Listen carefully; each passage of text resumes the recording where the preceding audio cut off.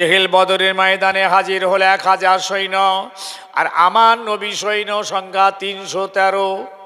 আল্লাহ পাক আমার হাবিবকে খবর পাঠালেন আসমান থেকে, এই নবী আর নয়, আর ওয়াজ করে হবে না, আর বুঝিয়ে হবে না, ধৈর্য ধরে হবে না। আবু জেহেল 1000 সৈন্য নিয়ে বদরের দিকে রওনা হয়েছে। এই হাবিব আপনি বেরিয়ে পড়ুন, আপনার যে কটা সৈন্য আছে এই সৈন্য কটাকে নিয়ে আপনি ডিফেন্সে আবু জেহেলের সামনাসামনি হন। যুদ্ধ করা ফরজ হয়ে গেল। আল্লাহর কোরআন নাজিল হলো। আমার হাবিব বড় চিন্তিত হয়ে পড়লেন, কি করেই মোকাবেলা করা সম্ভব? আমার তো সৈন্য সংখ্যা কম, আমার অস্ত্র শস্ত্র নেই, কি করে অত বড় শক্তির বিরুদ্ধে মোকাবেলা হবে? আবু জেহেল দৃঢ় প্রতিজ্ঞা করে বার হয়েছে, মুহাম্মদকে কতল করবে, কোরআনকে মিটিয়ে দেবে, মদিনা উড়িয়ে দেবে, ইসলাম মিটিয়ে দেবে। বদরের জমিনে শরাব পান হবে আনন্দে আনন্দে, আর মেয়েদের দিয়ে নাচ হবে, নাচ হবে। আল্লাহর হাবিব সাহাবীদের জিজ্ঞেস করলেন, বাবারা কি বলছো বলো? আল্লাহ পাক এই হুকুম পাঠিয়েছে, বদরের জমিনে আবু জেহেলকে রুখতে হবে, ডিফেন্সে যেতে হবে। এই ডিফেন্সে গেলে ক্ষয়ক্ষতি হয়ে যাবে, টুকরো টুকরো হয়ে যাবে, শহীদ হয়ে যাবে। বিনিময়ে আল্লাহ তোমাদের জন্য বড় নিয়ামতের ওয়াদা করেছেন। বাবা সাহাবীরা কি বলছো বলো? আল্লাহ নবী সাহাবীরা বলেছেন, ইয়া রাসূলুল্লাহ আপনি কোনো চিন্তা করবেন না, পেরেশান হবেন না, হুজুর আপনি চলুন চলুন, আমরা আপনার সামনে, আপনার পিছনে, আপনার ডায়ে, আপনার বাঁয়ে সব সময় আপনার সঙ্গে রইলাম। আমার হাবিবের একটা চিন্তা ছিল মনের মধ্যে, এই কটা মুসলমান 313 জন, ইমানটাও খুব কম, বয়স বেশি নয়, ইমানের বয়স কম, এরা কি যুদ্ধে যাবে না পালিয়ে যাবে?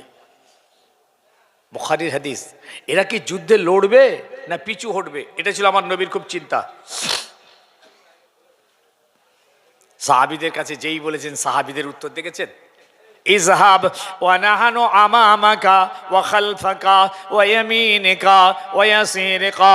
ইয়া রাসূলুল্লাহ আপনি চলুন চলুন, আমরা আপনার সামনে, আপনার পিছনে, আপনার ডায়ে, আপনার বাঁয়ে সব সময় আপনার সঙ্গে রইলাম। ইয়া রাসূলুল্লাহ আমরা তো ঘর হারা, বাপ হারা, মা হারা, ছেলে হারা, বিবি হারা, ভিটে হারা, সর্বহারা হয়ে আপনাকে পেয়েছি, আপনাকে পেতে গিয়ে সব হারা হয়েছি। ইয়া রাসূলুল্লাহ আপনাকে পেতে গিয়ে আমরা মার খেয়েছি, চাবুক খেয়েছি, অতপ্ত বালির উপরে শুয়েছি, বুকে পাথর চাপিয়েছি, আগুনের ছ্যাঁকা খেয়েছি। ইয়া রাসূলুল্লাহ আপনাকে ছেড়ে আমরা পালিয়ে যাব না। হুজুর তখনও পর্যন্ত মনের উপর ভরসা করতে পারছেন না, এরা কি সত্যি আবু জেহেলের সঙ্গে যুদ্ধে যাবে না পালিয়ে যাবে? যাবে তো, এক তো সব হারা হয়ে এসেছে, আবার জীবনটা দেবে ওরা। ইসলামের শুরু বলছি আপনাদেরকে, আর এই যুদ্ধটাই ছিল ইসলামের প্রথম সব থেকে বড় এবং গুরুত্বপূর্ণ যুদ্ধ। এইখানে হক না হকের ফয়সালা হবে, ন্যায় অন্যায়ের ফয়সালা হবে, ইমান বেঈমানের ফয়সালা হবে, মিথ্যা সত্যের ফয়সালা হবে। এই যুদ্ধটাই ছিল ইসলামের সব থেকে গুরুত্বপূর্ণ লড়াই। অথচ আমার নবী আগে বেড়ে যুদ্ধ করতে চাইনি। আবু জেহেল মক্কা থেকে 150 কিলোমিটার রাস্তা অতিক্রম করতে গিয়ে বদরের প্রান্তরে গিয়ে হাজির হয়েছে আমার নবীকে মিটিয়ে দেবে। তাহলে যুদ্ধ চাপিয়ে দেওয়া হয়েছে, আমার নবীকে বাঁচার জন্য ডিফেন্সে যেতে হয়েছে। এই ডিফেন্স করতে গিয়ে সংঘাত হয়েছে। বদমাইশ এই হিন্দুত্ববাদী গোঁড়া হিন্দুত্ববাদী উগ্র হিন্দুত্ববাদী মানুষগুলো বলে মুসলমানের এই মোহাম্মদ হচ্ছে জঙ্গি। ও জোর করে তলোয়ার দেখিয়ে, ভয় দেখিয়ে, লোভ দেখিয়ে মানুষকে ডেকেছে। তলোয়ারের জোরে ইসলাম প্রচার হয়েছে। ভয় দেখিয়েছে মানুষকে, লোভ দেখিয়েছে, সন্ত্রাস সৃষ্টি করে মানুষকে ইসলামের দিকে এনেছে। কাচ্চা মিথ্যে, বেকুফ, তোমরা জানো না। যুদ্ধ চাপিয়ে দেওয়া হয়েছে, আমার নবীকে বাঁচার জন্য এগোতে হয়েছে। মদিনা উড়িয়ে দেবে, মদিনায় হামলা করবে। ডিফেন্সের জন্য আল্লাহ বলেন একটু আগিয়ে গিয়ে ওদেরকে রোকো। এই রুখতে যে সংঘর্ষ হয়েছে, তাও আমার নবী বলেছিলেন সাহাবীদের, কেউ আগে বেড়ে তীর ছুড়বে না, কেউ আগে তলোয়ার চালাবে না, দূরে যদি কোনো দুশমন দাঁড়িয়ে থাকে তীর নিক্ষেপ করবে না। যদি তোমাদের উপরে হামলা হয় তখন ডিফেন্সে তোমরা হামলা করবে। ভাই কথা বুঝতে পারছেন? আর এই বেহুদাগুলো কি বলে জানেন? বলে এই মাদ্রাসাতে সব জঙ্গি তৈরি হচ্ছে। এই কাল পরশুর কাগজও দেখবেন একই কথা লিখেছে যে মাদ্রাসায় সব জঙ্গি পড়ানো হচ্ছে, জঙ্গি শিক্ষা হচ্ছে, জিহাদি তৈরি হচ্ছে, সন্ত্রাস সৃষ্টি হচ্ছে। আমি তাদেরকে লক্ষ্য করে বলছি, কিয়ামত পর্যন্ত টাইম দিলাম, যারা মাদ্রাসা থেকে পড়াশোনা করে, রসুলুল্লাহর ঘর থেকে কোরআন হাদিসের শিক্ষা নিয়ে যারা বার হয়, আলেম হাফেজ, তাদেরকে কি বলা হয়? আলেম হাফেজ কারি মৌলানা মুফতি মুহাদ্দিস ফাকি মুফাসসির, এইসব তারা সার্টিফিকেট পায়। এই রকম একটা ব্যক্তিকে আপনারা দেখান তো সারা পৃথিবীতে মদ খায়, দেখান। চ্যালেঞ্জ রইল আপনাদের। একমাত্র চরিত্র তৈরি হয় মাদ্রাসায়, মানবিকতা তৈরি হয় মাদ্রাসায়, ভ্রাতৃত্ব ভালোবাসা প্রেম প্রীতি তৈরি হয় মাদ্রাসায়, ইনসাফ তৈরি হয় মাদ্রাসা শিক্ষায়, আদর্শ মানুষ তৈরি হয় মাদ্রাসা শিক্ষা, রসুলুল্লাহর শিক্ষা, কোরআন হাদিসের শিক্ষা। দেখাও একটা আলেম হাফেজ কারি মৌলানাকে দাঁড়িয়ে পিশাব করতে, দেখান। দেখান একটা আলেম হাফেজ কারি মৌলানা মুফতিকে মদ খেতে, দেখান পকেট মারতে। একটা হাফেজ কারি মৌলানা মুফতি সাহেবকে আপনি দেখাতে পারবেন না যখন খুন হয়েছে তিনি খুন করেছেন। সারা ভারতবর্ষের চ্যালেঞ্জ, দেখান তো দিকে একজন আলেম কাউকে খুন করেছে, একটা হাফেজ একজন কারি কাউকে খুন করেছে। মুসলমান খুন করতে পারে, ইমানদার অনেককে খুন করেছে, অনেক খুনি ইমানদার আছে, তারা ইসলামের কলঙ্ক। তারা এই যে বড় বড় জঙ্গি ঘুরছে, সব বড় বড় বোম ব্লাস্ট করছে, প্লেন হাইজ্যাক করছে, ট্রেন উড়িয়ে দিচ্ছে, বড় বড় মুসলিম সংগঠন জঙ্গি আছে, ওদেরকে ইসলাম ঘৃণা করে, ইসলামের সঙ্গে ওদের কোনো সম্পর্ক নেই, ইসলাম এটার কোনো অনুমতি নেই। তবে আপনি বলছেন মুসলমান মাদ্রাসাতে সব জঙ্গি তৈরি হচ্ছে। যত পশ্চিমবাংলায় খুন হয়েছে একটা দেখান তো দিকে মৌলানা খুন করেছে, তাহলে জঙ্গিটা হলো কোথায়? দয়ার নবী রহমাতাল লিল আলামিন নবীকে এক সাহাবী বলে উঠলেন, ইয়া রাসূলুল্লাহ ইয়া হাবিবাল্লাহ, আমরা মুসা নবীর উম্মতের মতন নই। মুসা নবীর উম্মতেরা মুসা নবীকে বলেছিল, এই মুসা, এই যুদ্ধ আমরা করতে পারবো না, এই ভিতরে যাওয়া যাবে না। এই মুসা এক কাজ কর, তুই আর তোর খোদা দুজনে গিয়ে লড়াই কর, আমরা এখানে বসে রইলাম। কোরআনের মধ্যে এসছে, আল্লাহ পাক আমার হাবিবকে শুনিয়েছেন এই আয়াত, ইযহাব আনতা ওয়া রাব্বুকা ফাকাতালা ইন্না হুনা কাইদুন। এই মুসা, তুমি যুদ্ধ করতে যাও, তোমার খোদাকে নিয়ে যাও, আমরা যুদ্ধ করতে পারবো না। আমার নবী সাহাবী আমার নবীকে বললেন, ইয়া রাসূলুল্লাহ, আমরা মুসা নবীর উম্মতের মতন নয়, এমন কথা আপনাকে বলতে পারবো না, বরং আমরা আপনাকে বলছি রাসূল, ইযহাব ওয়া নাহনু মাকা। ইয়া রাসূলুল্লাহ, আপনি চলুন চলুন, আমরা সবাই আপনার সঙ্গে রইলাম। বললেন না সুবহানাল্লাহ? এই কথাটা সাহাবীদের কাছ থেকে শোনার পরই না আল্লাহর হাবিব হেসে ফেলেছেন। বুখারী শরীফে হাদিস এসছে, আমার রাসূলুল্লাহর মুখে হাসি ছিল না। যেদিন থেকে আল্লাহর নবীকে আল্লাহ পাক হুকুম করলেন যুদ্ধে যেতে হবে, সেই দিন থেকে আমার নবীর মুখে হাসি ছিল না। আর এই কথাটা শুনেই রাসূল একটু মুচকে হাসলেন। ও আসফারা ওয়াজহাহু ওয়াসারহু, রাসূলুল্লাহর এই চেহারাটা আনন্দে খুশিতে উজ্জ্বল হয়ে গেছে। মোস্তফা রওনা হলেন, বদর প্রান্তরে হাজির হলেন, কাতা সোজা করলেন, দেখলেন আবু জেহেল ওই দিকটা দাঁড়িয়েছে, যে দিকটা এঁটেল মাটি শক্ত, আর রসুল্লাহ যে দিকটা দাঁড়ালেন শুধু বালি বালি আর বালি। সাহাবাদের দাঁড় করিয়ে দিলেন, দিয়ে আমার নবী কি করলেন জানেন?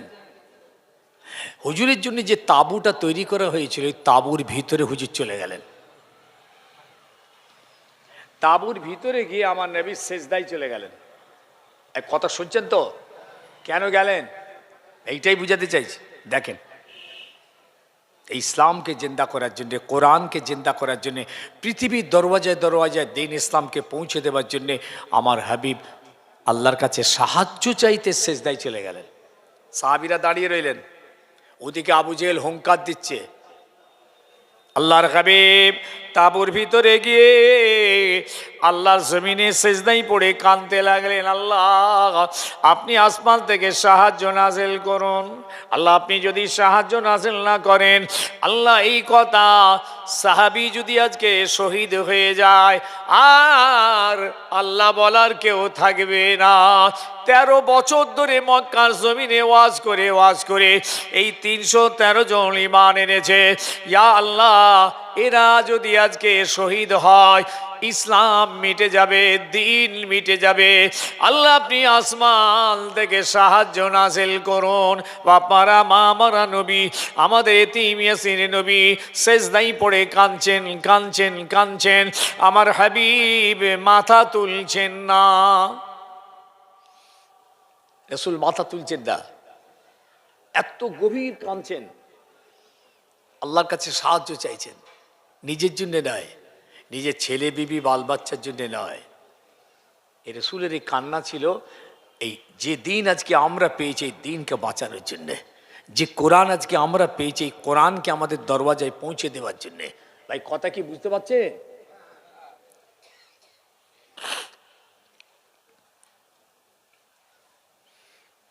রাসূল পাক সাল্লাল্লাহু আলাইহি ওয়াসাল্লাম মাথা তুলছেন না দেখে আবু বকর সিদ্দিক রাদিয়াল্লাহু তাআলা আনহু এসে ফাখাযা বিয়াদিহি ওয়া ক্বাল হাসবুকা।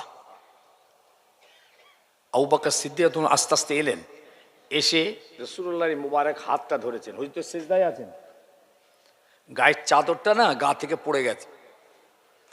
আবু বকর সিদ্দিক এসে হাতটা ধরেছেন আস্তে করে। হাসবুকা ইয়া রাসূলুল্লাহ, হয়েছে হুজুর, এবার আপনি মাথাটা তুলুন, অনেকটা সময় পার হয়ে গেছে, ইয়া রাসূলুল্লাহ আপনি এবার মাথাটা তুলুন। দেখুন সব মুজাহিদিনরা লাইন দিয়ে দাঁড়িয়ে গেছে, দুশমনরাও দাঁড়িয়ে গেছে, হে হাবিব আপনি মাথা তুলুন। সেনাপতি মাথা তুলছেন না, সেনাপতি মাথা তুলছেন না।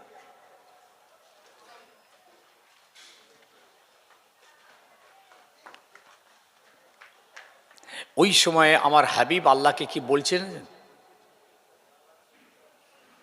আল্লাহুম্মা ইন শি'তা লাম তু'বাদ। রাসূলুল্লাহ সিজদায় পড়ে বলছেন, আল্লাহুম্মা ইন শি'তা লাম তু'বাদ।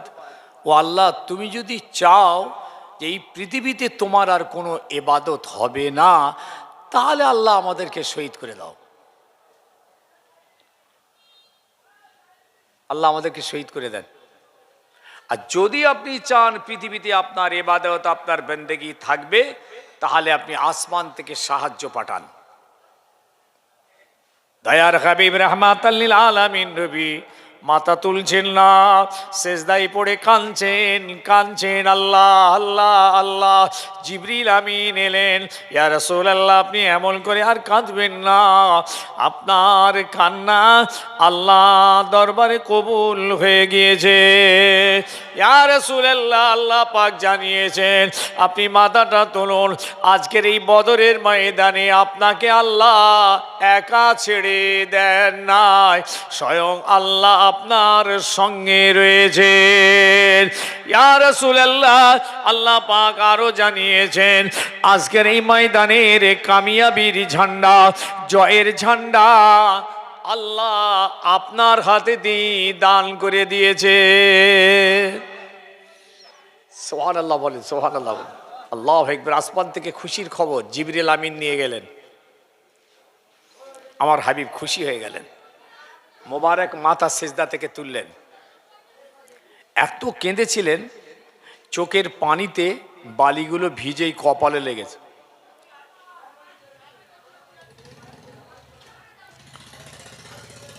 বালি কপালে লেগেছে। আমার হাবিব এবার বেরিয়ে আসছেন তাঁবুর ভিতর থেকে। যখন বেরিয়ে আসছেন তখন খুব মেজাজে বেরোচ্ছেন। হাদিস পাকের ভাষা মতো বলছি, রাসূলুল্লাহ খুব মেজাজে বেরিয়ে আসছেন। কেন বলুন তো? আসমান থেকে অ্যালটমেন্ট হয়ে গেছে সাহায্যের। রাসূল আর কোনো পরোয়া করছেন না, একদম মিজাজে বেরিয়ে এসি তাঁবুর বাইরে এসি হুজুর বলেছিলেন, সায়াহজুমুল জুমউ ওয়া ইউওয়াল্লুনাদ দুবুর, সায়াহজুমুল জুমউ ওয়া ইউওয়াল্লুনাদ দুবুর। ওই দলটা তাড়াতাড়ি পিছু হটবে, ওই দলটা তাড়াতাড়ি ধ্বংস হবে। সায়াহজুমুল জুমউ ওয়া ইউওয়াল্লুনাদ দুবুর। আবু জেহেলের দিকে রাসূলুল্লাহ ইশারা করছেন, বলি এক মুঠো বালি হাতে নিয়েছেন, ছুঁড়ে দিয়েছেন। কোথায় ছুঁড়লেন? কোথায় ছুঁড়লেন? আবু জেহেলের সৈন্যদের দিকে। রাসূলের দিকে দাঁড়িয়েছে, আবুর দিকে দাঁড়িয়েছে। তাফসীরে লিখছে, ওই এক মুঠো আমার রাসূলুল্লাহর হাতের ছুঁড়ে দেওয়া বালি ওই 1000 সৈন্যের চোখে চোখে পড়েছে আর কানের মধ্যেও গিয়ে পড়েছে। এটা হয় কি করে? আমার হাবিব এখান থেকে এক মুঠো ধুলো ছুঁড়ে দিলেন, অতটা দূরে অত 1000 সৈন্যের চোখে আর কানে, তাফসীরে জালালাইনের মধ্যে লিখছে কানের মধ্যে পৌঁছে গেছে। আল্লাহ পাক পরে কোরআনের আয়াত পেশ করলেন, ওয়ামা রামাইতা ইজ রামাইতা ওয়ালাকিন্নাল্লাহা রামা। আয় আমার হাবিব, বদরের জমিনে সেজদায় পড়ে আপনি আমার কাছ থেকে সাহায্য চেয়েছিলেন, তাই আমি আল্লাহ প্রথম সাহায্য করেছিলাম। আপনি যে বালিটা ছুঁড়েছিলেন এটা আপনি ছুঁড়ে ওদের চোখে পৌঁছাতে পারেননি। ওয়ালাকিন্নাল্লাহা রামা, বরং আমি আল্লাহ ছুঁড়ে পৌঁছে দিয়েছিলাম। আল্লাহ সাহায্য এক নম্বর, এটা আমার আল্লাহ এক নম্বর সাহায্য করেছে। আচ্ছা, এই দিক থেকে কি যাচ্ছে কোথায় বুঝতে পারে? এরা কারা? মেলা ঘুরছে এই দিক দিয়ে, বন্ধ করে দাও না, খোদার রহমতের রাস্তা।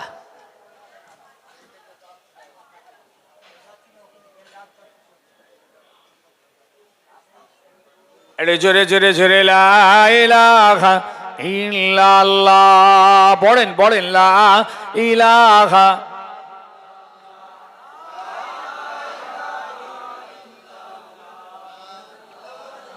ইল্লাল্লাহ লা ইলাহা। মাশাআল্লাহ মাশাআল্লাহ, খুব দিল লাগিয়ে লা ইলাহা ইল্লাল্লাহ।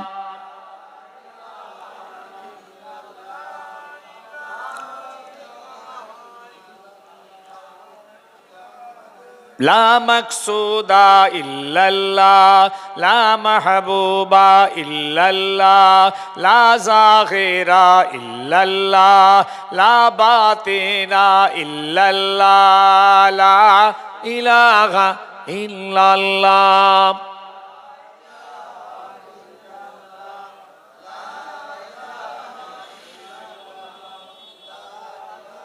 লা ইলাহা ইল্লাল্লাহ মুহাম্মাদুর রাসূলুল্লাহ।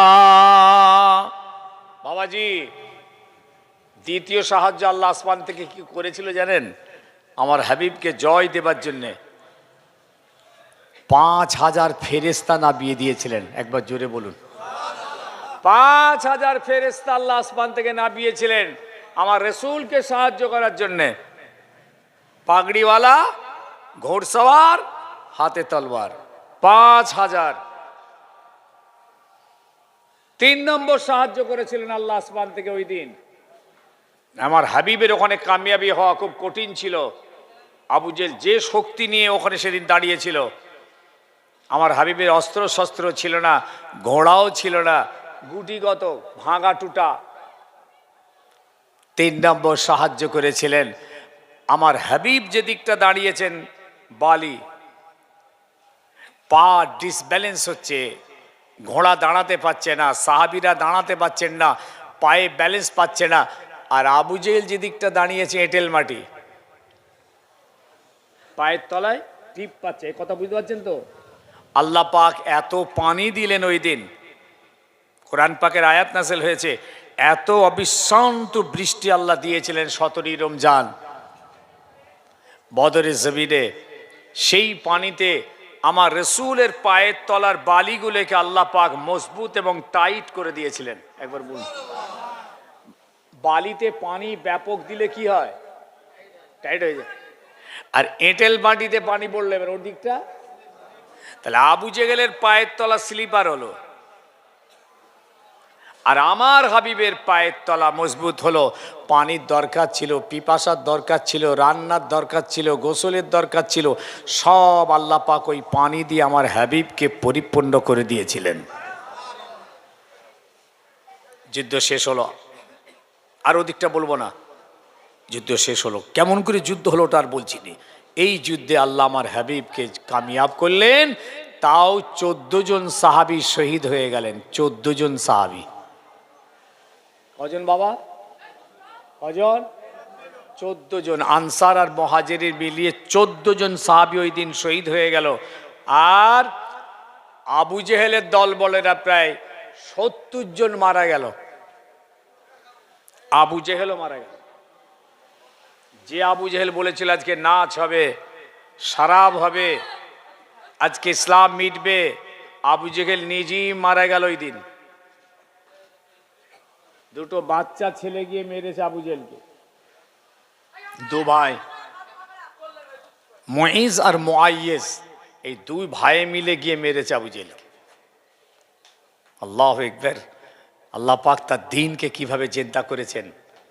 ওই দিন যদি ইসলাম ক্ষয়ক্ষতি হয়ে যেত, তাহলে জীবনের মতো ইসলামের ক্ষতি হয়ে যেত। আল্লাহ তার হাবিবকে এইভাবে সাহায্য পাঠিয়ে দ্বীন জিন্দা করলেন, কোরআন জিন্দা করলেন, ইসলাম জিন্দা করে সারা পৃথিবীর দরওয়াজায় দরওয়াজায় পৌঁছে দিলেন। আর আজকে সেই দ্বীন ইসলাম আমাদের ঘরে এলো, আমরা দ্বীনের ঘরে এসে দ্বীন জবাই করছি।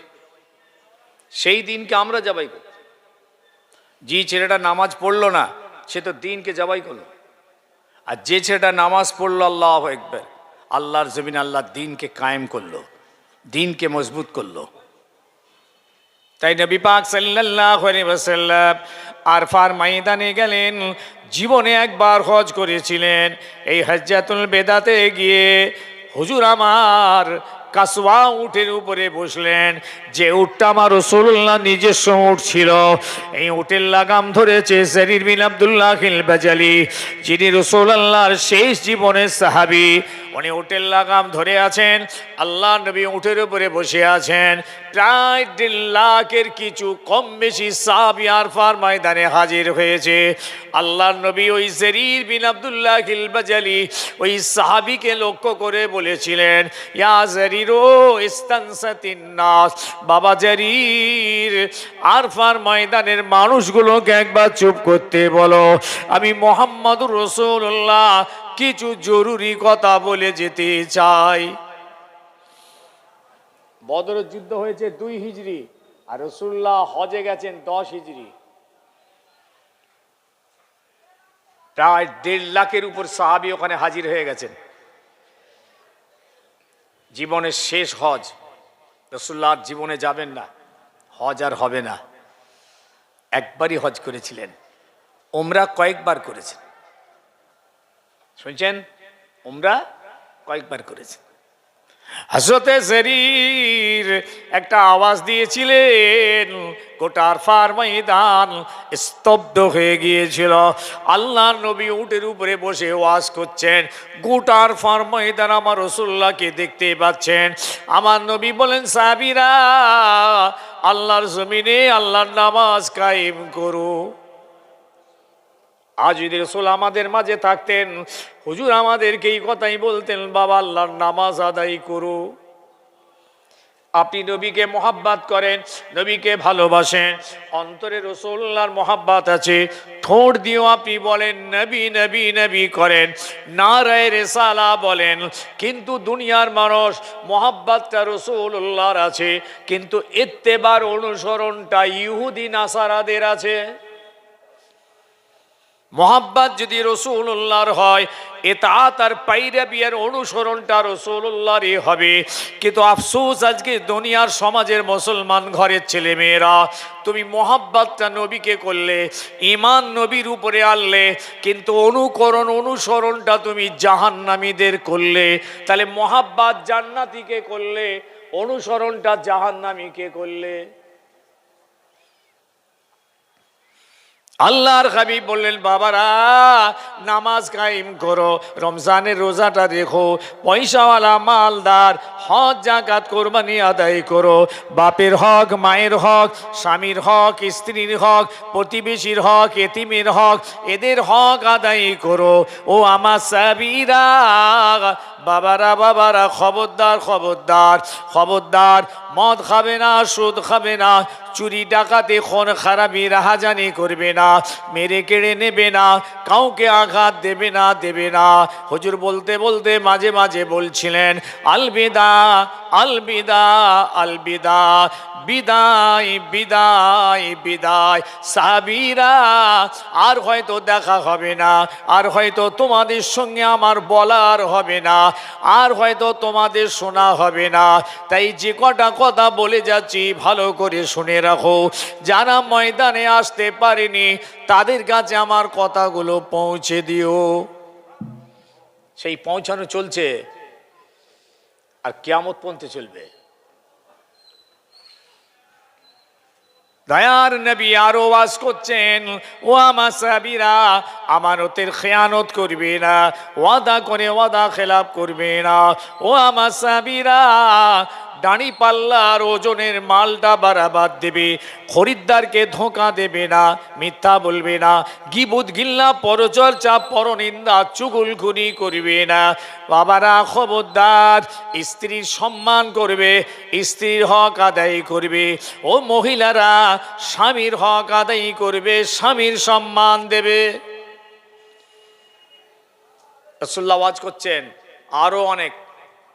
ইসলামের মূল ফান্ডামেন্টাল বিষয়টা আল্লাহ নবী ওই দিন তুলে ধরেছিলেন। জানতেন, হুজুরের ইশারা হয়ে গেছিল রাসূল দুনিয়া থেকে চলে যাবেন এবার, আর এত মানুষ আর জীবনে পাবেন না।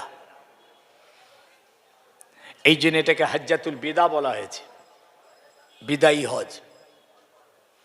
আল্লাহ নবী এইভাবে বলতে বলতে বলতে বলতে রাসূলুল্লাহ বলেছিলেন, ও আমার সাহাবীরা, তারাকতু ফীকুমুস সাকালাইন ওয়া ফি রিওয়ায়াতিন তারাকতু ফীকুম আমরাইন লান তাদাল্লু বাদি মা তামাসসাকতুম বিহিমা কিতাবুল্লাহ ওয়া ইতরাতি ওয়া ফি রিওয়ায়াতিন কিতাবুল্লাহ ওয়া সুন্নাতে রাসূলি। হুজুর বলেন, বাবা তোমাদের কাছে আমি দুটো জিনিস রেখে গেলাম, আল্লাহর কোরআন আর রাসূলের হাদিস।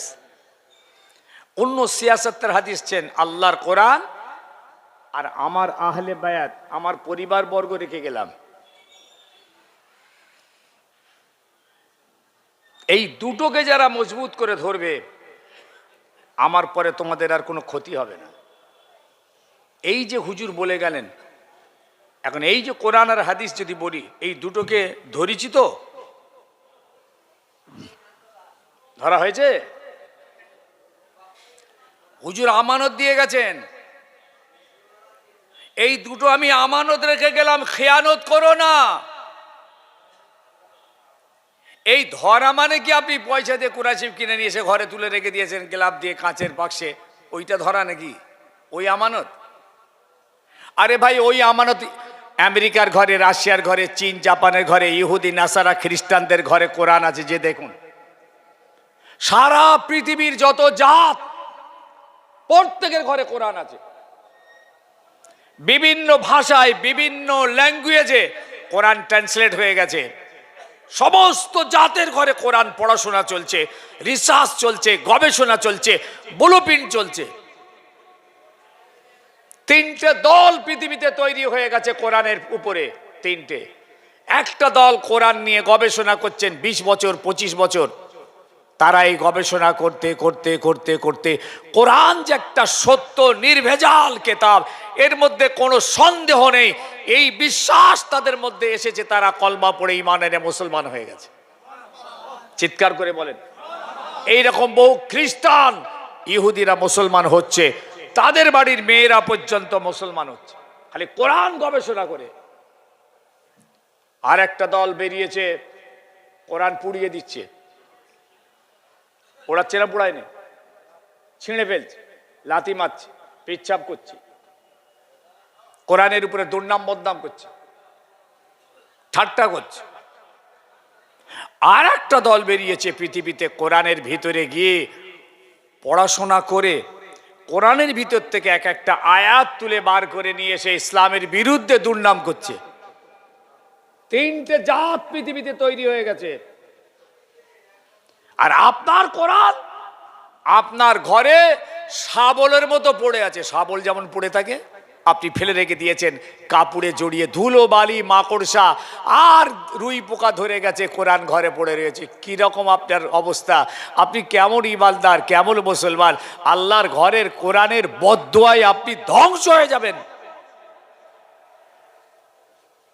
ভালো না লাগে, পড়তে না জানলে মাদ্রাসায় পাঠিয়ে দেন, মসজিদে পাঠিয়ে দেন। তবু হাফেজ সাহেব ছাত্র ইমাম মুসল্লি তেলাওয়াত করলে কিছু সওয়াব পাবেন। ঘরে রাখবেন না। আপনি ভাবছেন কোরআন আমার ঘরে আছে, এইটাই আমার ডকুমেন্টস যে আমি একজন ইমানদার মুসলমান, তার প্রমাণ আমার ঘরে কোরআন আছে। আরে বেটা, ওই ক্লিন্টনের ঘরে কোরআন আছে, বুশের ঘরে কোরআন আছে, সারা পৃথিবীর ইহুদি নাস্তিকদের ঘরে কোরআন আছে, আপনার ঘরেও আছে। কি যায় আসে? আবার আপনি কোরআন রেখে দিয়েছেন, বরকত হবে, বরকত, ঘরে বরকত হবে, জিন ভূত বালা দেও পরি আর আসতে পারবে না। আল্লাহর কোরআন মাথা খারাপ পেয়েছেন? কোরআন ওই জন্য এসছে দেও ভূত আটকাবার জন্যে, বালা মুসিবত আটকাবার জন্য কোরআন এসেছে? কোরআনে কি বরকতের জন্য এসছে? ঘরে রেখে দিয়েছেন। কোরআন এসেছে আমল করার জন্যে। কোরআনের ভিতরে যে হুকুমগুলো আছে, এই হুকুমগুলো আপনি অন্তরে জায়গা দিয়ে আমল করবেন, তবে আপনি হেদায়েত পাবেন, তবে আপনি কোরআন আপনার হয়ে কিয়ামতের দিন সুপারিশ করবে। হ্যাঁ, দুটো জিনিসের আমানত। আবার বলে যাচ্ছি, এই আমানতের খেয়ানত করবেন না। নামাজ পড়েননি, খেয়ানত করছেন। রোজা রাখছেন না, কোরআন হাদিসের খেয়ানত করছেন। মদ সুদ খাচ্ছেন, কোরআন হাদিসের খেয়ানত করছেন।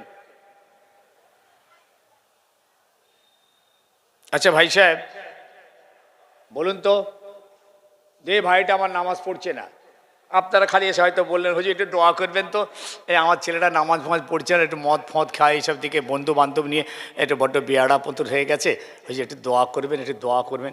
আচ্ছা আমি দোয়া না হয় করলাম, একটু না হয় পানি পড়ে দিলাম, না হয় বললেন হুজুর একটা তাবিজ দেন না, দিই দেখি যদি কি। আচ্ছা তাবিজে না হয় একটা কোরআনের আয়াত লিখে না হয় দিলাম। আচ্ছা এর থেকে এটা করলে কেমন হয় বলুন তো? 7টা ছোট ছোট কোরআন শরীফ পাওয়া যায়, কোরআন শরীফ ছোট ছোট তাবিজের মতো, এরম ছোট্ট, জানেন তো, জানেন, দেখেছেন এরম ছোট্ট। ওই 7খানা কোরআন শরীফ তার ডান হাতে বাম হাতে গলাতে বুকেতে কোমরেতে আর মাথাতে বেঁধে দিলে কিরকম হয়? নামাজ পড়বে? এ হোঁহা দেয়নি কেন? এতে কর্মস্থানের মতন চুপ করে গেল। আচ্ছা নামাজ পড়বে? পড়বে না? সে কি রে ভাই, 7খানা কোরআন শরীফ পাওয়ারফুল। আপনি আমার কাছে গিয়ে বললেন হয়ে একটু পানি পড়ে দেন, আমি না হয় কোরআন শরীফের কিছু আয়াত পড়ে পানিতে, তার থেকে যদি ওই 7খানা কোরআনকে ফেটে শরবত করে যদি গিলিয়ে দেওয়া হয়, হবে না? তাহলে হবেটা কবে? এখানে 60 বছর ধরে ওয়াজ শুনছেন, হলো না। 60 বছর ধরে ওয়াজ শোনো, বেনামাজি নামাজি হলো না। রোজা রাখলো না, মিথ্যা ছাড়লো না, 7খানা কোরআন শরীফ গায়ে বেঁধে দিচ্ছি তাও বলছেন হবে না, আচ্ছা ফেটে শরবত করে গিলিয়ে দিচ্ছি তাও বলছেন হবে না, তাহলে হবেটা কবে? কেউ যদি বলে কবরে যা আর 6-7খানা কোরআন শরীফ খালি হেঁটো পর্যন্ত, পায়ের দিকটা দরকার নেই, হেঁটো পর্যন্ত 7খানা থেকে 10খানা কোরআন শরীফ খালি বিছিয়ে দেবো, ফেরেশতা দেখি মনে হয় ভয় পালাবে। কি বলে? কোরআন এই জন্যে নয়, এই জন্য আল্লাহ নবী পরিষ্কার জানিয়েছেন, ওয়ায়াকরাউনাল কোরআনা লা ইউসাবিজু খানাসিরহুম, একটা সময় এমন আসবে কোরআনের তেলাওয়াত বেড়ে যাবে, কোরআনের মাহফিল বেড়ে যাবে, কোরআন শুননেওয়ালা বেড়ে যাবে, কোরআন বলনেওয়ালা বেড়ে যাবে, মধু সুরে কোরআনের তেলাওয়াত হতে থাকবে, কিন্তু কোরআনের ভিতরে যে হুকুম আছে এই হুকুমটা তাদের হুলকুমের নিচতে পৌঁছাবে না। দেখুন কি হারে মাহফিল বেড়েছে, কোরআন শুননেওয়ালা বেড়েছে, কোরআন বলনেওয়ালা বেড়েছে, মধু সুরে কোরআনের তেলাওয়াতও বেড়েছে, কিন্তু আফসোস কোরআনের হুকুম অন্তরে জায়গা পায় না। কোরআন ওই জন্য নয়, আবার বলে যাচ্ছি, ওই বেঁধে জড়িয়ে তুলে রাখার জন্য নয়, শুধু তেলাওয়াতের জন্য নয়, তেলাওয়াত করার সাথে সাথে আপনাকে আমলি জীবনে আসতে হবে, এই জন্যই কোরআন। এটাই হলো কোরআনের হেফাজত। আপনার কোরআন ঘরে আছে, সেই ঘরে আপনি মদ রেখেছেন, সুদ রেখেছেন, ঘুষ রেখেছেন, জেনা আছে, নামাজ নেই, রোজা নেই, বাপ মার খায়, মা মার খায়, আল্লাহর কোরআনকে শহীদ করছেন আপনি, কোরআনের বদদোয়া চলছে, বদদোয়া চলছে, মনে রেখো ওই কোরআনের বদদোয়ায় তোমার বাড়ি তছনছ হয়ে যাবে। যে বাড়িতে নামাজ নেই, রোজা নেই, সারা নেই, শরীয়ত নেই, এমন বদদোয়া হবে দেখবেন বাপ বেটায় মিল নেই, মা ছেলে মিল নেই, বাপে মায়ে মিল নেই, ভাইয়ে ভাইয়ে মিল নেই, কোর্ট কাচারি মামলা মোকদ্দমায় অস্থির হয়ে গেছেন, বিমার হসপিটাল অপারেশন, তছনছ হয়ে যাবে, গোটা বাড়ি চুরমার হয়ে যাবে আপনার। আপনি ভাবছেন খুব শান্তিতে আছেন, ইম্পসিবল। আপনার ঘরে নামাজ নেই, কোনো শান্তি নেই। আই চ্যালেঞ্জ, যে বাড়িতে সব ছেলেরা মেয়েরা নামাজ পড়েন, তেলাওয়াত করেন, আরে সব দিন না হয় মাঝে মাঝে হোক, আরে সপ্তাহে একদিন অন্তত তেলাওয়াত হোক। কোরআন হাতে করলো না, আর এরা কোরআন নিয়ে সারা পৃথিবী আমাদের পিছনে লেগে গেছে। এক একটা আয়াত তারা ওখান থেকে তুলছে, তুলে আর ইসলামের বিরুদ্ধে, কোরআনের বিরুদ্ধে বদনাম করছে। এই যে কদিন আগে একটা ওই যে ভদ্রলোক ক্ষমা চেয়েছে, ওই অসীম সরকার, শুনছেন না? ওই কোথা ব্যারাকপুরে না কোথা, হ্যাঁ ওই দিয়ায় ওই ভদ্রলোক গান গাওয়ালো, হঠাৎ ওর কি হয়েছে, কোরআন শিবে হাত দিয়েছে, দেখেছে, খুঁজেছে, বাংলায় সব বেরিয়ে গেছে, খুঁজে খাজে দেখেছেন একটা আয়াত বার করে ফেলেছে, এই সূরা তাওবার 5 নম্বর আয়াত। কিরকম ঘাটছে বুঝতে পারছেন? আপনি তো 4টে সূরা বলতে পারবেন না, আপনার ঘরে আপনার কোরআন, আপনি 4টে সূরার নাম বলতে পারবেন না। আর ও শয়তান কাফেরটা বলছে সূরা তাওবার 5 নম্বর আয়াতে কি অসভ্য বোনা কথাবার্তা বলা হয়েছে যে যেখানেই তোমরা মুশরিকদের পাবে সেখানেই কতল করো। হই হই করছে চাঁদি, দেখছেন কোরআন কত বড় জঙ্গি কিতাব, অমানবিক। আমি কোরআন মানি না, আর কোরআন বদরের যুদ্ধে পুড়ে ছাই হয়ে গেছে। 27 জন শয়তান মিলেই কোরআনটা লিখেছে। নাউজুবিল্লাহ মিন যালিক। ও জানে না, কিন্তু কোরআনের যে মানেটা তুলেছে এটা কিন্তু ঠিক তুলেছে। ওই আয়াত আছে, আল্লাহ পাক ওখানে বলেছেন, নবী আপনি ওই সমস্ত মুশরিকদেরকে যেখানেই পাবেন সেখানেই কতল করবেন বলা হয়েছে। তার প্রেক্ষাপট আলাদা, তার শানে নজুল আলাদা, তার জায়গা আলাদা, তার ঘটনা আলাদা, কোন পর্যায়ে, কোন পরিস্থিতিতে, কোন পরিপ্রেক্ষিতে এই কথা বলা হয়েছিল এটা তো হয় জানে বলেনি, আর না হয় জানে না। কিন্তু আমি আপনাদেরকে বলতে চাইছি, এরা আমাদের কোরআন নিয়ে কত ঘাটছে বলুন তো। সূরা মুমিনুনের একটা আয়াত আছে জানেন, সেই আয়াতটাকে তুলে ধরেছে। একটা তিলকলা ওই পণ্ডিত ফণ্ডিত হবে ওদের, আমি একদিন সোশ্যাল মিডিয়ায় দেখছি, সেই পণ্ডিতটা মাইকে বলছে, জানেন এই মুসলমানদের এই কোরআনে কত বাজে কথা লেখা আছে জানেন, ছ্যা ছ্যা ছ্যা, ভাই নোংরা কথা মুখ দিয়ে বলা যাবে না। কি রে বাবা, সূরায়ে মুমিনুন ওর ভিতরে একটা আয়াত আছে, ও আয়াতটা বলেনি কিন্তু মানেটা বলছে, এবং মানেটা সলিড বলছে, একদম খাঁটি মানে বলছে।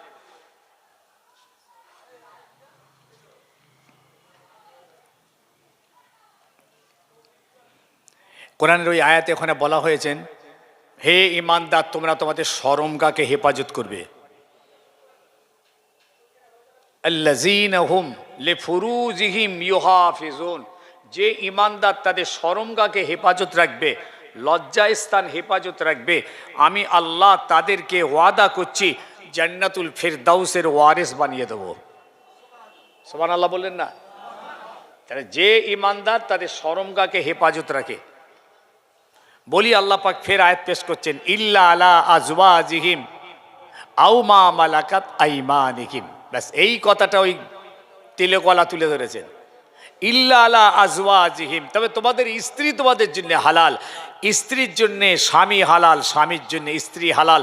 এখানে শরমগা লজ্জাস্থানকে হেফাজত রাখার দরকার নেই, আর এক জায়গায় দরকার নেই, আও মা মালাকাত আইমানিহিম। ঠিক ওই আয়াত অত বড় 30 পারা কোরআনের জায়গা থেকে এই ছোট্ট আয়াতটা বার করেছে। ওরা ঘাটাঘাটি করে না, করে না, কথা বলে না, ওরা কি কোরআন নিয়ে গবেষণা করে না, করে না? ওরা অত সমুদ্র কোরআনের ভিতর থেকে ঠিক এই জায়গাটা তুলেছে, তুলে তার মানেটাও ঠিক বলেছে, কিন্তু প্রেক্ষাপট জানে না, শানে নজুল জানে না, কেন ওটা নাজেল হয়েছে সেটা জানে না, কিন্তু কথার মানেটা তুলে ধরে বলছেন। জানেন কি বলেছে এখানে? আল্লাহ বলেছেন তোমাদের জন্য তোমাদের স্ত্রী হালাল, আর তোমাদের বাড়ির যেসব দাসীরা আছে, বাঁদিরা আছে, এগুলো তোমাদের জন্য হালাল। আর মানেটা তো তাই, আও মা মালাকাত আইমানিহিম ফাইন্নাহুম গায়রা মালুমিন। কেন? এখানে তোমাদের কোনো দোষ নেই, স্ত্রীর কাছে তোমরা যাবে আর দাসীদের সঙ্গে তোমরা স্ত্রীর মতো ব্যবহার করবে, এতে তোমাদের কোনো গোনা নেই। ফামানিবতাগা ওয়ারা যালিকা ফাউলাইকা হুমুল আদুন। এই দুটো ছাড়া তৃতীয় কোনো জায়গায় যদি তোমরা যাও, সীমা লঙ্ঘন করবে, আমি আল্লাহ তোমাদের কঠিন শাস্তি দেবো। হ্যাঁ, একটা স্ত্রী হালাল তো আমরা সবাই জানি, কথা শুনছেন নাকি? স্ত্রী হালাল জানি, কিন্তু আবার বাঁধি হালাল বলে দিয়েছে। হ্যাঁ, বাঁধি হালাল, এই সাড়া দেয় না কেন? আমাদের জন্য বাঁধি হালাল, বাড়িতে যে চাকর চাকরানি যেগুলো থাকে, দাসীগুলো, ওগুলো হালাল, কিন্তু আল্লাহর কোরআন তো বলছে। এইটা তুলে দিয়ে ওই পণ্ডিতওয়ালা বলছেন, ছ্যা ছ্যা ছ্যা ছ্যা ছ্যা, কি কথা কোরআন বলছে দেখছেন? এদের বাঁদিদের সঙ্গে এদের স্ত্রীর মতো ব্যবহার করতে বলছে। এই জন্যে নয়, বহু মুসলমান আমাদের ধর্মে চলে আসছে, ওদের ধর্মে নাকি মুসলমান চলে গেছে। এই জন্য এর একটা গ্রাউন্ড আছে, এই আয়াতের একটা ব্যাখ্যা আছে, বলবো নাকি না থাকবে ওটা? আর শুনতে হবে না, আর না বললেও ঝামেলা আছে। কালকে ছেলেরা যেয়ে বলবো হুজুর বলে গেছে, ঝামেলা শেষ থাকবে না। হুজুর বলে গেছে দুটো, স্ত্রী হালাল আর কি বলেন বলেন, বাঁধি হালাল, ঝামেলা শেষ থাকবে না, এমনি সামলানো যায়নি। যখন বদরের এই যে যুদ্ধের কথা আমি এতক্ষণ ওয়াজ করলাম, এই বদরের যুদ্ধ যখন হলো, আল্লাহ মুসলমানদেরকে যখন কামিয়াব করলেন, তখন ওদের 70 জন অ্যারেস্ট হলো, বন্দি হলো, দুশমন পালিয়ে গেল, যারা বেঁচে ছিল, আর এইগুলো বন্দি হলো, এরা যেতে পারেনি। বেটা ছেলে আর মেয়ে ছেলে অ্যারেস্টেড, বন্দি হয়ে মদিনায় এলো। আল্লাহ নবী সাহাবীদের বললেন খুব সম্মানের সঙ্গে ওদের আনবে, কোনো বেইজ্জতি করবে না, কোনো কষ্ট আঘাত দেবে না, সম্মানের সঙ্গে ওদেরকে মদিনায় আনা হলো। তাহলে একদিকে মহিলা কিছু রইল, কিছু পুরুষ সব বন্দি। দেখেন ইসলাম কত উদার, দেখেন সারা পৃথিবী চোখ মেলিয়ে দেখ, এরকম নয় তাদের জেলে ভরে দিয়ে আর বুট দিয়ে পিটাচ্ছে, জেলে ঢুকিয়ে দিয়ে বুট দিয়ে মারছে, লাঠি দিয়ে মারছে, এরকম ইসলাম নয়। আল্লাহ নবী ঘোষণা দিলেন, যদি কেউ মনে করে তাদের বন্দি ব্যক্তিকে নিয়ে যাবে, তাহলে বন্দি মুক্তি পণ দিয়ে নিয়ে যাক। ঘোষণা মতো কিছু লোক এলো, এসে বন্দীদেরকে টাকা দিয়ে ছাড়িয়ে নিয়ে গেল। আর কিছু রয়ে গেল, পুরুষ রয়ে গেল, মহিলা রয়ে গেল। আল্লাহ নবী পুরুষদেরকে বললেন, হে আমার সাহাবীরা, তোমরা এক একজনকে তোমাদের দায়িত্বে নাও, এটা তোমার ভাই, এটা তোমার ভাই, এটা তোমার ভাই, এটা তোমার ভাই। এই বলে সাহাবীদের ভিতরে ওই বন্দীগুলোকে চারিয়ে দিলেন। সাহাবীদের বাড়িতে গিয়ে তারা থাকতে লাগলেন।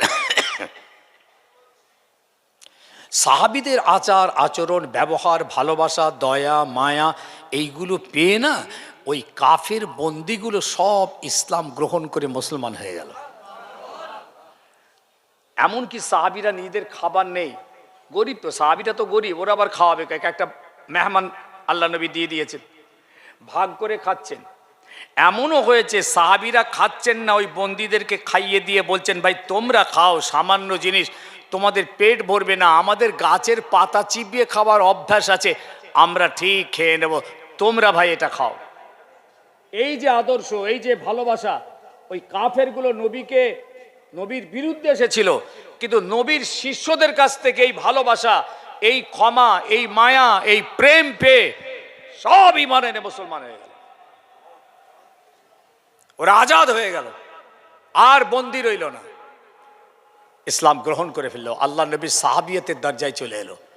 থাকলো এই মেয়েগুলো, এই কন্যাগুলো, এদের অবস্থা কি হবে? এদের তো বেঁচে থাকার অধিকার আছে, এদের তো সম্মান আছে, ইজ্জত আছে, এদেরও মান আছে, এদের কি হবে? এদেরকে কোথায় রাখবে, কিভাবে রাখবেন? তখন ওই আয়াত নাজিল হলো, হাবিব, এই দাসীগুলো তোমাদের জন্য আমি হালাল করে দিলাম, বিবাহ করার দরকার নেই, বিবাহ ছাড়াই ওরা তোমাদের কাছে স্ত্রীর মতো সম্মান পাবে, স্ত্রীর মতো ইজ্জত পাবে, স্ত্রীর মতো, বুঝেছেন, তোমাদের কাছে থাকবে, এটা তোমাদের জন্য আমি হালাল করলাম। দাসীগুলো সাহাবীদের কাছে থাকতে লাগলো, সম্মান পেল, ইজ্জত পেল, অধিকার পেল, স্ত্রীর মর্যাদা পেল। তখন ওই মহিলাগুলো সব তওবা করে কলমা পড়ে সব মুসলমান হয়ে গেল। এটা বললেন না জোরে? যখনই মুসলমান হয়ে গেল তখনই ওরা দাসী থেকে মুক্ত হলো, বন্দি আর রইল না। এই স্বাধীন হওয়ার পর তাদের বলা হলো, এইবার তোমরা তোমাদের ইচ্ছা মতো বিয়ে শাদী জীবনে যেতে পারো, যেখানে খুশি যাকে পছন্দ তোমরা বিবাহ করতে পারো। তারা বিবাহ জীবনে ফিরে গেল।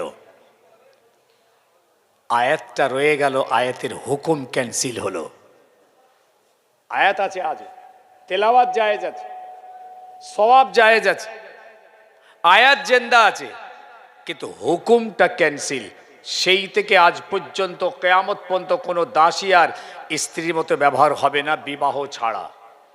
আপনি আপনার দাসীকে বিবাহ করতে পারেন, জায়েজ, কিন্তু বিবাহ ছাড়া কোনো দাসীকে যেমন স্ত্রীর মতো সম্মান দেওয়া হয়েছিল, এই হুকুম আজকে আর নেই, আর কিয়ামত পর্যন্ত থাকবে না।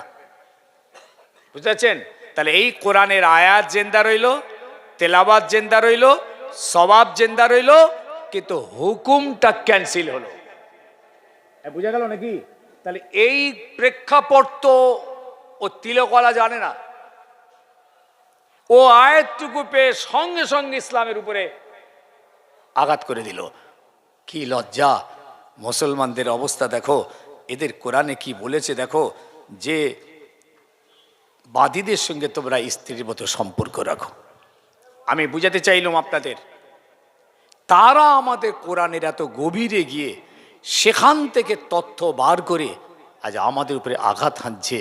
আর আমার ঘরের ছেলেরা না কোরআন আছে, না কোরআনের গায়ে হাত দেয়, না কোরআন জীবনে খুললো, না কোরআন তিলাওয়াত জানলো, না কোরআনের মানে মতলব কিচ্ছু নেই। আফসোস। অথচ ওমর ফারুক রাদিয়াল্লাহু তাআলা আনহু, যিনি মক্কার বুকের একজন বীর বাহাদুর ছিলেন, যিনি তখনও পর্যন্ত ইসলাম আনেননি, আবু জেহেল আমার নবীর মাথা কেটে আনার জন্য ওমরকে বলেছিল, যদি তুমি মাথাটা কেটে আনতে পারো 100টা উট দেবো। কটা উট দেবে? 100টা ইট। ওমর, আবু জেহেল বলেছিল, কেউ আছো পারবে মোহাম্মদের মাথা কেটে আনতে?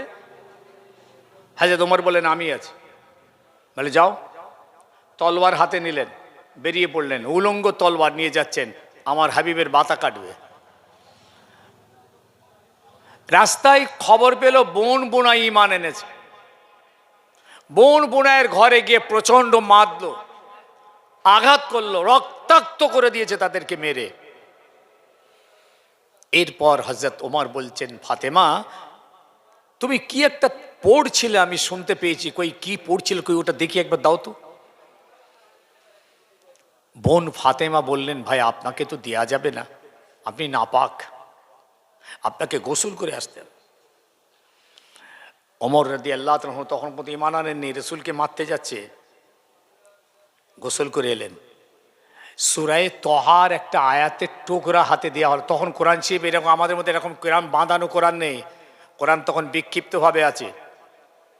শুনছেন, হাফেজদের সিনাতে কোরআন আছে, পাথরের গায়ে কোরআন লেখা আছে, তলোয়ারের খাপেতে লেখা আছে, ইত্যাদি ইত্যাদি। এইভাবে বিক্ষিপ্তভাবে কোরআন বিভিন্ন জায়গায় ছড়িয়ে ছিটিয়ে আছে।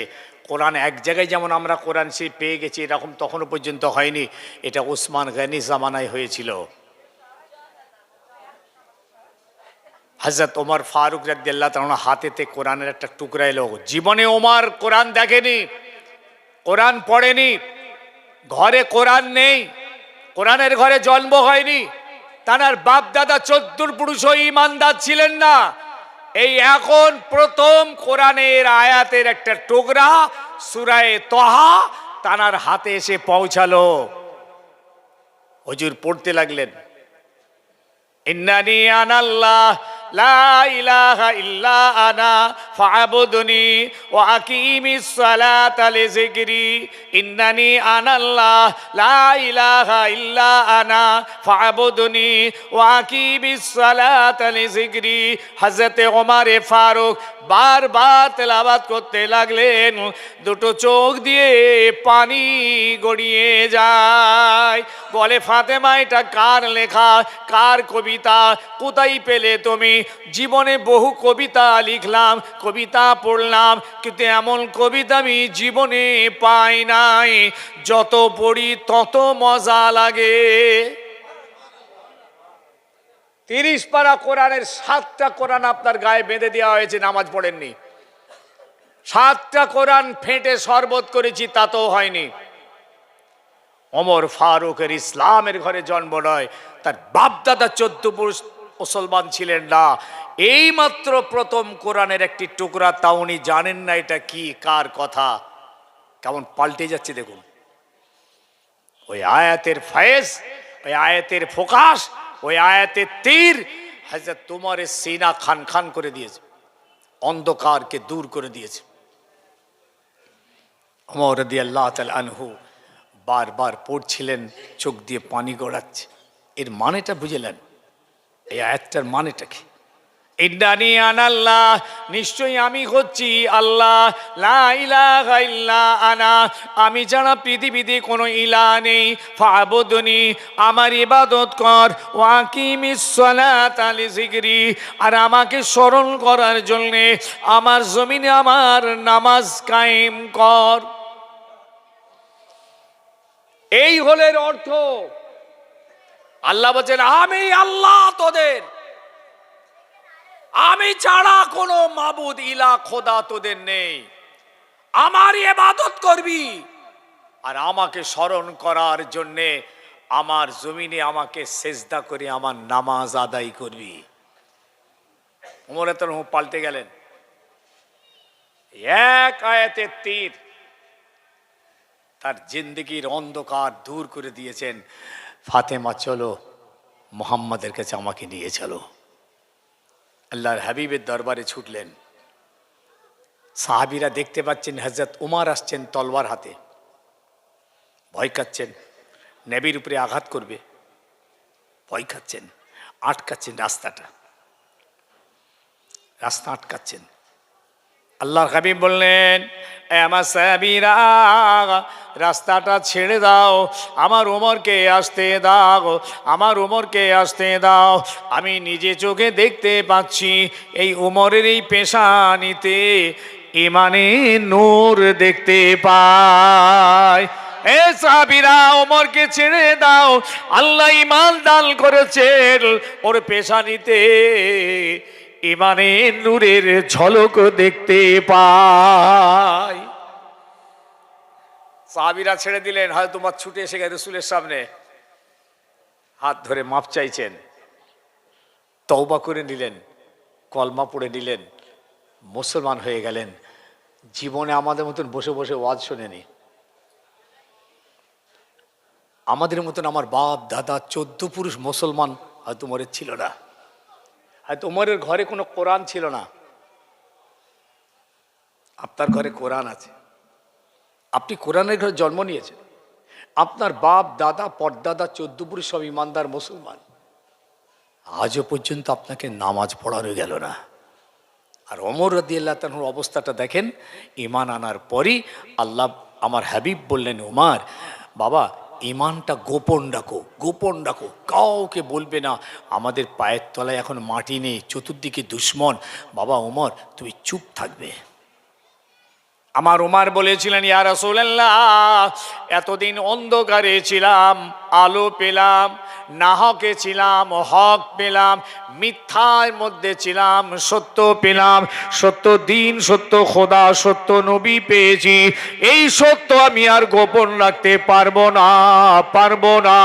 আল্লাহর নবীর সাহাবী হযরত ওমর সেখানখানার উপরে দাঁড়িয়ে চিৎকার করে বলেছিল, আশহাদু আল্লা ইলাহা ইল্লাল্লাহ ও আশহাদু আন্না মুহাম্মাদার রাসূলুল্লাহ।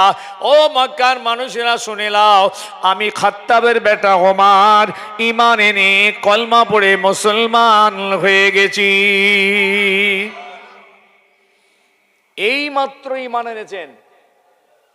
এত মার মারতে লাগলো মক্কার লোকের এই আওয়াজ শুনে, জমিনে পড়ে গেছেন, ওমর মেরে ফেলবে এবার। লোকজন পড়ে গিয়ে তাকে ছাড়ানো হলো, উঠে দাঁড়ালেন, আবার বলছেন, আশহাদু আল্লা ইলাহা ইল্লাল্লাহ ওয়া আশহাদু আন্না মুহাম্মাদার রাসূলুল্লাহ। এই উমরের একটা ঈমান এক পাল্লাই দেন। ওই মুহূর্তে এখনো তার জীবনের আমল এখনো আসেনি, এখনো 2 দিন 4 দিন 6 দিন 8 দিন 10 দিন হয়নি। খালি রসুলের দরবার থেকে ঈমানটা নিয়ে মক্কার সাহিল কালায় উঠে ডিক্লেয়ার করছে, মক্কার লোক শুনে রাখ, আমি হক নবী, হক খোদা, তার উপরে ঈমান এনেছি। এত মার মেরেছেন, মারা যাবার উপক্রম। এই উমরে ফারুকের ঈমানটাকে এক পাল্লায় দিন, আর বর্তমান সারা বিশ্বের মুসলমানের ঈমানকে আর এক পাল্লায় দিন। আমার ওমর ফারুকের ওই মুহূর্তের ঈমানের ওজনের পাল্লাটা ভারী হয়ে যাবে। আপনাকে নামাজটা পড়াতে পারিনি, আমার ছেলেগুলোকে নামাজে আনতে পারলাম নি, খুব আফসোস। আমার বাড়ির মেয়েগুলোকে, মা বোনগুলোকেও নামাজে আনা গেল নি। ইহুদিদের কালচারে রয়ে গেল, খ্রিস্টানদের কালচারে, নাসারা বেদিন আর জাহান্নামীদের কালচারে রয়ে গেল। কেন বাবা? আল্লাহ তো আমাদেরকে জান্নাতি বলেছেন, আমরা জান্নাতি, জান্নাতের খুশখবরি আছে আমাদের জন্য। হ্যাঁ, কোরআন পাকে বহু জায়গায় খুশখবরি আছে। তাহলে আমরা জান্নাতি হয়ে জাহান্নামীদের অনুকরণ করব কেন? কথা কি বুঝে আসছে না বুঝে আসছে? তাহলে আজ আমি আমার ছেলেদেরকে শেষ একটা নসিহত করে উঠে যাচ্ছি।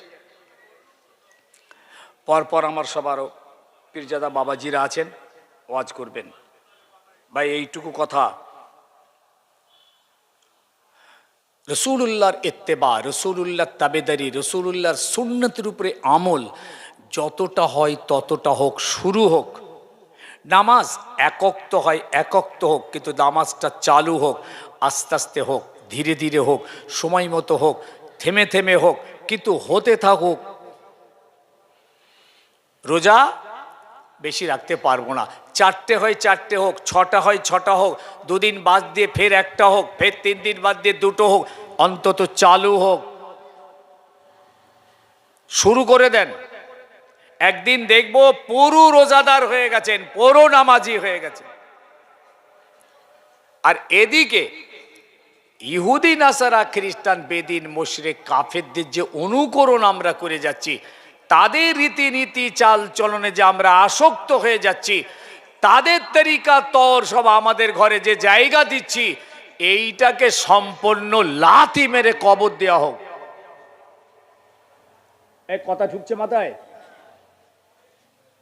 এদিকটা আস্তে আস্তে হোক, আল্লাহ আপনাকে জান্নাতি করে দেবেন। মনে রাখবেন, ভালো আমলের তুলনায় খারাপ আমল সব থেকে ডেঞ্জারাস আমাদের জন্যে। ভালো আমল তো দুর্বল, খারাপ আমলগুলো খুব সবল। ভালো আমল দুর্বল। এই যে নামাজ পড়ি আমরা, বলতে পারবো কবুল হয়েছে কিনা? পারবেন? দুর্বল হয়ে গেল। রোজা বলতে পারবেন? দুর্বল। হজ জাকাত কোরবানি বলতে পারবো? দুর্বল। কিন্তু যদি এক ঘোগ মদ খেয়েছেন, সলিড গোনা। মিথ্যা বলেছেন, সলিড গোনা। দাড়ি পিসাব করেছেন, সলিড গোনা। সুদ খেয়েছেন, ঘুষ খেয়েছেন, সলিড গোনা। মাকে মেরেছেন, সলিড গোনা। পাল্লায় মাল কম দিয়েছেন, সলিড গোনা। আমানতের খেয়ানত করেছেন, সলিড গোনা। প্রত্যেকটা গোনাগুলো অ্যাক্টিভ এবং সলিড। এই জন্যে ভালো কাজ যতটা হয় হোক, চালু হোক, কিন্তু হারামটা সম্পূর্ণ বন্ধ হোক। ইনশাল্লাহ আমরা কামিয়াব হয়ে যাব। আমার ভাইদের, বাপদের, ছেলেদের আজকের এই জলসা থেকে এইটুকু বলে গেলাম, ভালো কাজটা আস্তে আস্তে হোক, সময় মতো হোক। এই রমজান আসছে, শুরু করো। পুরো রোজা রাখতে না, আচ্ছা 2, 4, 6টা করে রাখো। 6টা হোক, 2টো বন্ধ হোক, ফের 4টে হোক। এই করতে করতে আল্লাহ করে তুমি রোজাদার হয়ে যাবে, নামাজি হয়ে যাবে, ইনশাল্লাহ সৎ হয়ে যাবে, চরিত্রবান হয়ে যাবে। আর এই জাহান্নামীদের ইত্তেবা একদম কঠিনভাবে দাফন করে দাও। জাহান্নামীদের দিকে আমরা নেই। আচ্ছা, আপনারা বলবেন, আমার নবীর একটা সুন্নাত, একটা আদর্শ ওদের ঘরে আছে, ওরা জায়গা দিয়েছে। ওরা তো আমার নবীকে নিয়ে কটূক্তি করে, আমার নবীকে নিয়ে ছোট বড় কথা বলে। ওদের ঘরে আপনি খুঁজে পাবেন না। কিন্তু ওদের কালচার, কৃষ্টি সব আমাদের ঘরে জায়গা পেয়েছে। আল্লাহ আমাদের বোঝ দিক, দিন শরীয়তকে বোঝার তৌফিক দিক। বলুন আল্লাহ আমিন। একবার সকলে দাঁড়ান তো, একটু রাসূলুল্লাহর দরবারে একটু সালাম পড়িয়া নবী সালাম।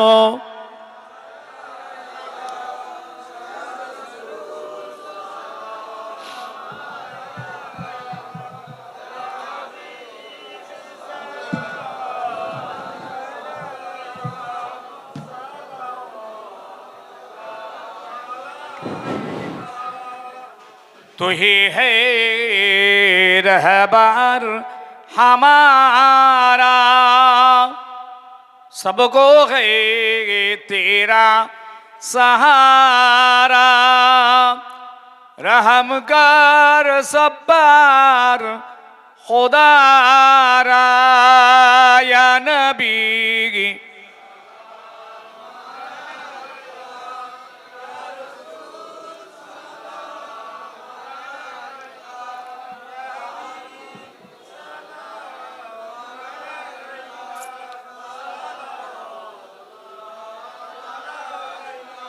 أنت شمس أنت بدر أنت نور فوق نوري أنت إكسير وغالي أنت مصباح صدوري يا نبي سلام يا رسول سلام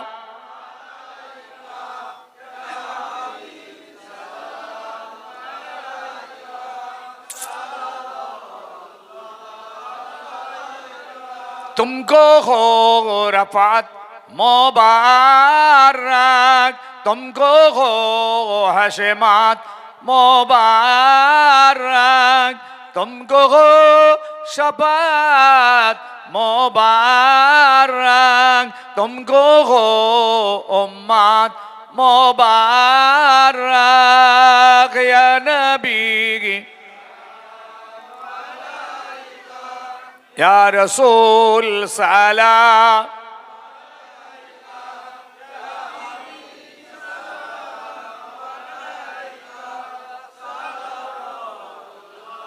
মাশাআল্লাহ মাশাআল্লাহ, বসেন সকলেই বসেন। ইয়া রাব্বি সাল্লি ওয়া সাল্লিম।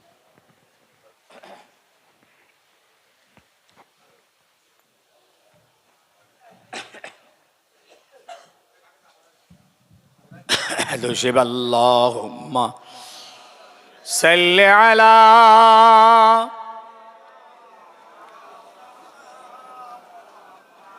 ওয়া আলা আলি সাইয়্যিদিনা। सबा तो बता दे किधर है मदीना, मैं उधर को जाऊं जिधर है मदीना। तड़पता है दिल मचलती है आंखें, अब कोई और बता दे किधर है मदीना। अल्लाहुम्मा सल्ली अला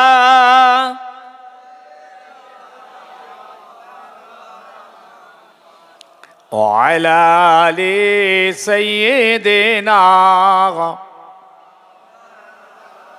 মাশাআল্লাহ, এত বড় কেরাম। রাত 11টা হলো, মানুষজন এখনো বেরোয়নি, আর বেরোবে বলে মনে হচ্ছে? হ্যাঁ, আমাদের খিদমতে আলহামদুলিল্লাহ এসে পৌঁছে গেছেন ফুরফুরা দরবার শরীফ থেকে পীরজাদা মুশফিকিন সিদ্দিকী সাহেব। ইনশাআল্লাহ ওয়াজ হবে। তারপরে আছেন পীরজাদা শফিউল্লাহ সিদ্দিকী সাহেব। এখন তো অনেক সময় আপনাদের দিতে হবে, কথা ঠিক কি না? হ্যাঁ, এখন দেরি আছে অনেক। শেষ মোনাজাত দোয়া রাখবেন, শেষ মোনাজাতে আপনারা আমার জন্য সকলে দোয়া রাখবেন। আল্লাহ পাক যেন খাতেমা বিল খায়ের করেন এবং আমলি জীবন তৈরি করেন। বলুন সকলে আল্লাহুম্মা আমিন। বলেন আল্লাহুম্মা আমিন। নারে তাকবীর, নারে তাকবীর। সিলসিলায়ে মুজাদ্দিদুজ্জামান, সিলসিলায়ে হক মুজাদ্দিদুজ্জামান জনাব ভাই সাহেব কিবলা, নারে তাকবীর।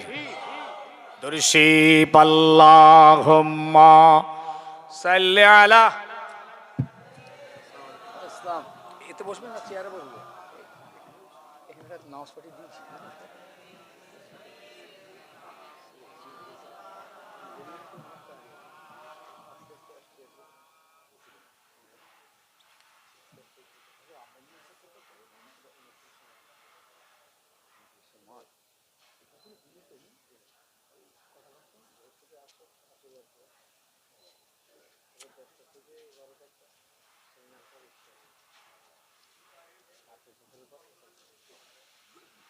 দেখি আমাকে তো নিয়ে ছিল, আমাকে বলে ইয়ে মার্কিং বারবার দেখি থাকলে যাবেন। ফেব্রুয়ারি 12 তারিখ, ফেব্রুয়ারি 12 নয়? ঠিক আছে, আসছি কইছি। হ্যাঁ, আসসালামু আলাইকুম।